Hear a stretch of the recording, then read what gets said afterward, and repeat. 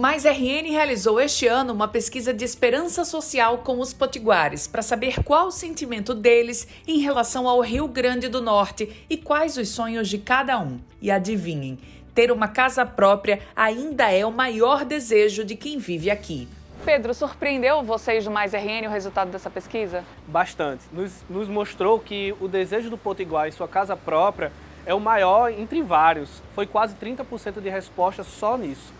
Isso para a gente é revelador porque a indústria tem inúmeros segmentos de produção voltado para a construção, seja de material de construção, venda de terreno ou mesmo as obras em si, né? Para a Federação das Indústrias do Rio Grande do Norte, esse é um dado importante, pois revela uma forte demanda que ainda existe na construção civil, setor industrial que está em plena recuperação. Há menos de 10 anos, ele chegou a ter 45 mil trabalhadores, caiu para 20 mil e hoje emprega 33.573 pessoas, segundo dados do CAGED, o Cadastro Geral de Empregados e Desempregados. Além disso, a construção é responsável hoje por quase 1/4 do PIB industrial do estado. Ela representa o segmento industrial de maior relevância, inclusive no PIB industrial.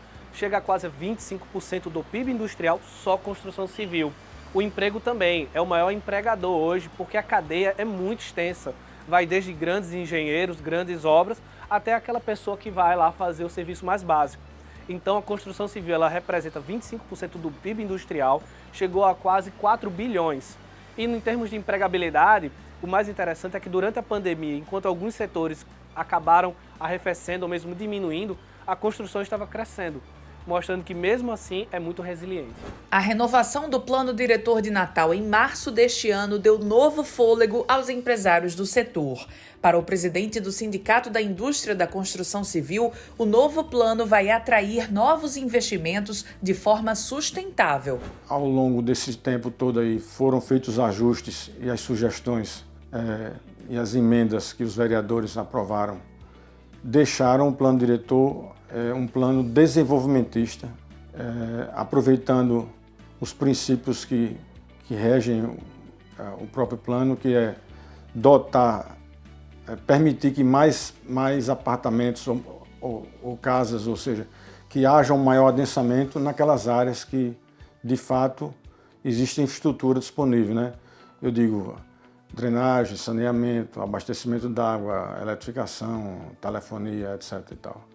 Transporte coletivo. Então, o princípio do plano diretor é quanto mais disponibilidade de infraestrutura aquela região da cidade tenha, mais será permitido você fazer um adensamento maior. Tão importante quanto as regras serem claras é que elas sejam duradouras. É que na construção civil, o tempo entre a elaboração e a execução de um projeto pode levar meses e às vezes até anos. E tudo que o setor não precisa é que as regras mudem no meio do caminho. Via de regra, você passa um tempo enorme licenciando um projeto, apresentando estudos das mais complexidades possíveis.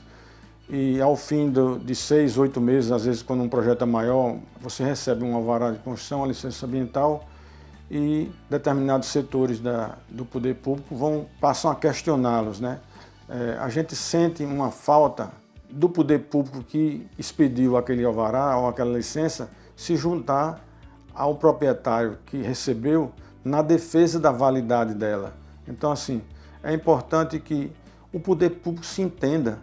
Se a prefeitura tem uma CEMURB da vida e o Estado tem o IDEMA para licenciar as obras que a gente pretende fazer no dia a dia, é importante que eles se entendam no sentido de dizer o seguinte: o que foi emitido por um órgão ou pelo outro tem que ter validade e não adianta.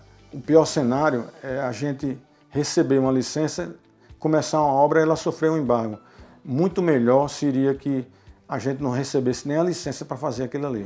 Um outro dado recente que também tem influência na construção civil é que algumas cidades do nosso estado, né, Pedro, que deveriam, não têm ainda um plano diretor.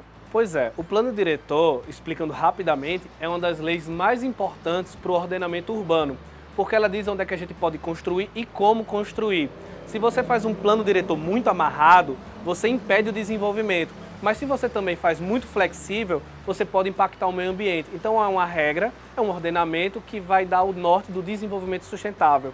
E a construção civil tem todo interesse nisso, porque ela é a principal que atua, né? O principal ator no município para fazer isso acontecer, ou seja, os investimentos. Então, mostrar que esses municípios não têm plano diretor, mas deveriam ter, seja porque já tem mais de 20 mil habitantes ou porque estão numa região metropolitana, é fundamental para a gente pensar o próprio desenvolvimento sustentável desses municípios.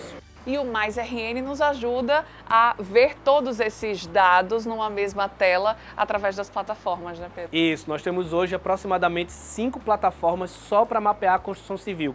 Seja a parte de saneamento, seja a parte de abastecimento de água, seja a parte do PIB e do emprego. Tudo isso está disponível lá no Mais RN para a gente acompanhar. Na próxima reportagem dessa série, vamos falar sobre a parceria do Mais RN com instituições de ensino, como a UFRN e a UNP, e como a troca de conhecimentos através de mesas redondas e salas de situação tem gerado bons resultados.